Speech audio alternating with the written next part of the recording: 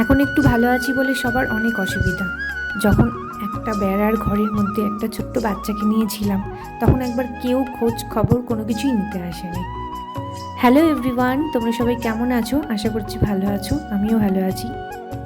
যখন কষ্টে ছিলাম তখন কারোর আমাদের কথা মনে পড়েনি। এখন যখন একটু ভালো আছি, একটু আগের দিকে একটুখানি ভালো আছি, একটা মাথার উপরে ছাদ করতে পেরেছি কষ্ট করে, আমার হাজব্যান্ড আর আমি মিলে অনেক কষ্ট করে আজকে এই ঘরটা করেছি, অনেক কষ্ট করে। আমাদের পেছনের কষ্টটা কেউ দেখেনি। আমাদের আজকে একটু ভালো থাকাটা সবার চোখে লাগছে, কিন্তু আমাদের এই ভালো থাকতে যে কত কষ্ট করতে হয়েছে সেটা শুধু আমি জানি আর আমার হাজব্যান্ড জানে। তার পেছনের কষ্টটা কেউ জানে না। তা আজ যখন একটুখানি ভালো আছি, অনেকের চোখে অনেক রকমভাবে প্রবলেম হয়। একটু মনটা ভালো নেই আজকে আমার। তো সকালবেলা আমাদের রান্না টান্না সব হয়ে গেছে। এখন শুধু আমার ঘর পোছা আছে, আর কিছু কাজ আছে, তোমাদের সাথে একটু শেয়ার করব সেই কাজটা। আজকে হয়েছে অনেক, আমি ভিডিও বানিয়েছিলাম, কিন্তু সেই ভিডিওটা কোনোভাবে আমি যখনই করতে গেছি আমি অন করিনি। অন না করেই আমি সব কাজ করে ফেলেছি। তার জন্য আজকে অনেকটা বড় ভিডিও হওয়ার কথা যেখানে, সেখানে একদম ছোট্ট একটা ভিডিও হয়েছে আমার ভুলের জন্য।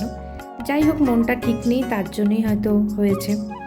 তো দেখো, আমার ঘরটার সব ঝাড় দেওয়া কমপ্লিট হয়ে গেছে। এখন ঘরটার দেখো সব পোছা হয়ে গেছে। সেগুলোই আমি, অনেক আরও কাজ ছিল যেগুলো আমি রেকর্ডিং করিনি। তো যাই হোক, টিপটপ করে সব গোছানো হয়ে গেছে। আর একটা দুটো করে আমার রান্নাঘরের সাজানোর জিনিস আসছে, তোমাদের সাথে শেয়ার করব একটা জিনিস। আর ঘরদোর একদম পরিষ্কার। ঘরদোর পরিষ্কার থাকলে এমনি মন ভালো হয়ে যায় অটোমেটিকলি। তো তোমাদের রান্নাগুলো আমি আজকে শেয়ার করতে পারিনি, নেক্সট দিনে শেয়ার করব। আর আমার একটা এই যে রান্নার একটা জিনিস এসে গেছে, রান্নাঘরের একটা জিনিস, যেটা হচ্ছে এই দুটো তেলের বোতল আমি অর্ডার করেছিলাম। তো দুটো তেলের বোতল এসছে, খুব সুন্দর এসছে, খুব ভালো এসেছে। আমি পেয়ে খুব খুশি। আমি ভাবছিলাম কাচের জিনিস ঠিকঠাক আসবে কি না, আবার ফেরত দেওয়া একটা ঝামেলার ব্যাপার, তো তার জন্য। কারা কারা এটা ইউজ করেছো আমাকে বলো তো, কেমন হয়েছে সেটাও জানিও।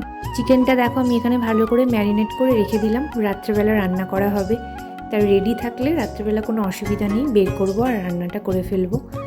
তো সব রেডি করে আমি রেখে দিলাম ওর জন্য।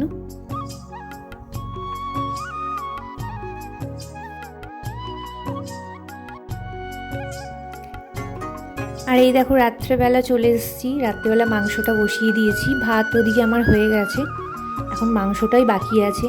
আমি রান্নাঘরে এর জন্যই রান্না দেখাই না, কেন আমার রান্নাঘরে লাইট নেই বলেই আমি রান্নাগুলো দেখাই না। তবে খুব শীঘ্রই আমার লাইট চলে আসবে, তখন তোমাদের সব রেসিপি ভিডিও আমি দেবো। আর এই দেখো, আমাদের খাবারটা একদম রেডি হয়ে গেছে, আমি বেড়েও ফেলেছি। তো এখন আমরা খাবো, খাওয়া দাওয়া করে তারপরে ঘুমাবো। তার আগেও আমার অনেক কিছু কাজ আছে, তোমাদের সাথে আজকে একটুখানি শেয়ার করব। সবটা হয়তো শেয়ার করা হবে না, একটুখানি শেয়ার করছি।